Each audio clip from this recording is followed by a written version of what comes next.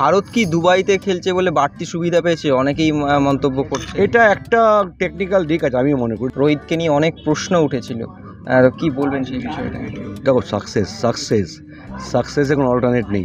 Rohit Sharma outstanding captaincy করে।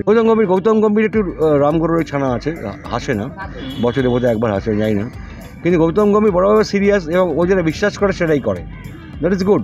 ওকে এখনও দেখি আমার অনেস্টলি, স্বামীকে তো আমি খুব কাছ থেকে দেখছি, ওকে এখন আমার টোটাল বোলিং ফিট মনে হয়নি। और ये धोनी की हुई जी गजब ग्रिप कैसे SRMB TMT बार की विन ग्रिप टेक्नोलॉजी सीमेंट के साथ बनाए मजबूत पकड़। Grip is important. Champions trophy, champion Bharat দল, আবারও বিশ্বসভায় শ্রেষ্ঠ আসন। আপনার মতে ভারতের চ্যাম্পিয়ন্স ট্রফি জয় আপনি কীভাবে দেখছেন সেটা তো আলোচনা করবই, কিন্তু প্রথম যে প্রশ্নটা, যে 4 জন স্পিনার খেলানো, এটা কতটা যুক্তিযুক্ত ছিল এই গোটা টুর্নামেন্টে? ফার্স্ট টাইম বলি আমি, ইন্ডিয়ান টিম বাকি যা টিমগুলো খেলেছে তাতে ইন্ডিয়ান অফিসিয়ালি বেস্ট সাইড, সব জায়গায় লোক আছে, এবং সবচেয়ে বড় কথা, অ্যাকর্ডিং টু উইকেট ইন্ডিয়ান টিমটা সেরকমভাবে সেট করতে পেরেছে। এবং 4টে স্পিনার, আমার তো মনে পড়ে না ইন্ডিয়ান ক্রিকেটে টেস্ট ম্যাচে 4টে স্পিনার কবে খেলেছে। একবার হয়তো খেলেছিল চন্দ্রশেখর, ভেঙ্কটরামন, প্রসন্ন, বেদি, সেটা লং ব্যাক 70s-এ।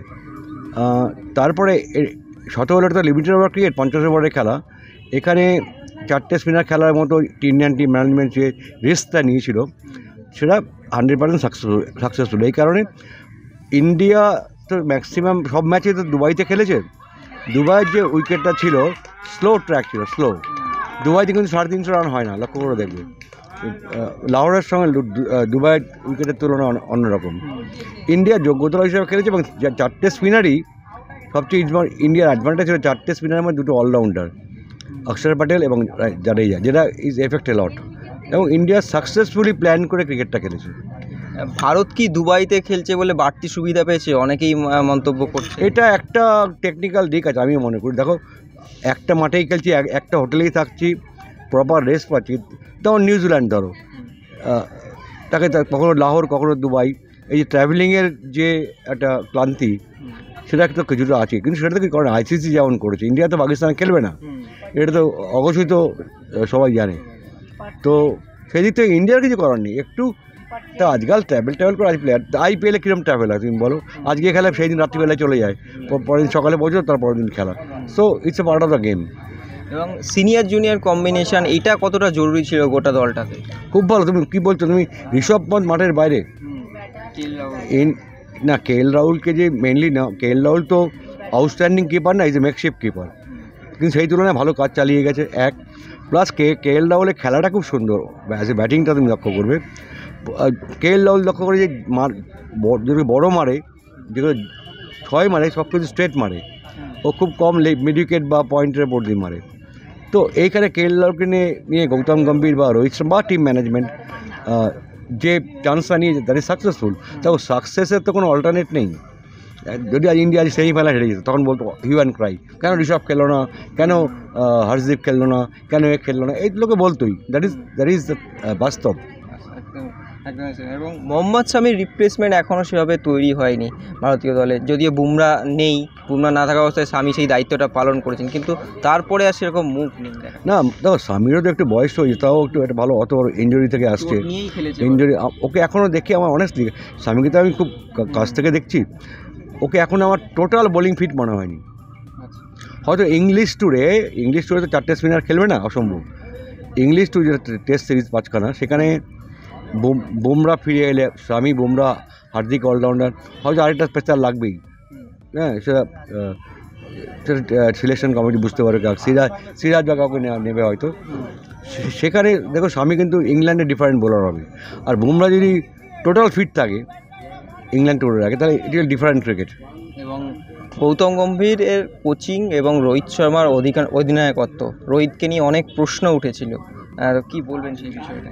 দেখো, সাকসেসের কোনো অল্টারনেট নেই। রোহিত শর্মা আউটস্ট্যান্ডিং ক্যাপ্টেন্সি করে। কেন বলবো? আমি গতকালকের ম্যাচে, ফাইনাল ম্যাচের একটা উদাহরণ দিই। কেন উইলিয়ামসন দেখবে ইনিশিয়ালি এসে এরকম করে ব্যাটটাকে স্লাইড করে থার্ড মানে দিয়ে 1 রান নেয়, নিয়ে 30-35 হয়ে যায়, সেট হয়ে যায়। ও ওয়াইডার গালি দাঁড় করিয়ে ওর ওই 1 রানটা বন্ধ করে দিয়েছে। যে 1 রান বন্ধ হয় তখন এক্সট্রা ক্যালকুলেটিভ রিস্ক নিতে গেছে তোমার কুলদীপের বলে ও এক্সট্রা রানিং স্লো ট্র্যাকে ও পুশ করে মিডনে খেলতে কটন বল রয়ে গেছে। That is good captaincy. এবং বোলিং হ্যান্ডলিং ক্যাপ্টেন্সি কি মানে কি মেন সিচুয়েশনে আমি কি বোলিং হ্যান্ডলিং করবো, ফিল্ড প্লেসিং কি ব্যাটসম্যান অনুযায়ী তো ফিল্ড প্লেসিং হয়, ফিল্ড প্লেসিং আমি কী করবো সেখানে আমি বলবো রোহিত শর্মা 10-এ 10। আর গৌতম গম্ভীর একটু রামগরুরের ছানা আছে, হাসে না, বছরে বোধহয় একবার হাসে, যাই না, কিন্তু গৌতম গম্ভীর বড়ভাবে সিরিয়াস এবং ও যেটা বিশ্বাস করে সেটাই করে, দ্যাট ইজ গুড।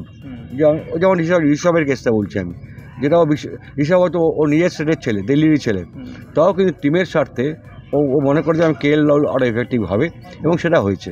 এবং অনেকে বলছিলেন যে KKR লবি হয়ে যাচ্ছে দলটার মধ্যে, এবং গৌতম গম্ভীর কালকে যেটা বললেন যে ব্যাটসম্যানরা হয়তো ম্যাচ জেতাবে কিন্তু বোলাররা গোটা টুর্নামেন্ট জেতাবে। Correctly said. দেখো বোলার তো আমরা ক্রিকেট বেসিক্যালি ব্যাটসম্যানস গেম। একটা লোক 100 করলে তাকে বেশি হাইলাইটস করা হয়। 5 উইকেট নিলে কিন্তু স্বামী ফার্স্ট ম্যাচে 5 উইকেট নিয়েছিল মনে আছে, অতটা হাইলাইটস হয় না, কিন্তু ঠিকই কথা টুর্নামেন্ট জেতাতে গেলে ভালো বোলিং করতে হবে। তুমি ধরো টেস্ট ম্যাচ খেলছো, তোমার এমন বোলার তুমি 22টা উইকেট নিতে পারছো না একবারে, সেখানে difficult. Is 100% correct. extra time.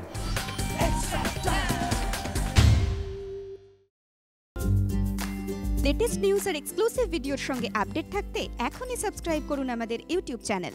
Bell আইকনে ক্লিক করতে ভুলবেন না যেন।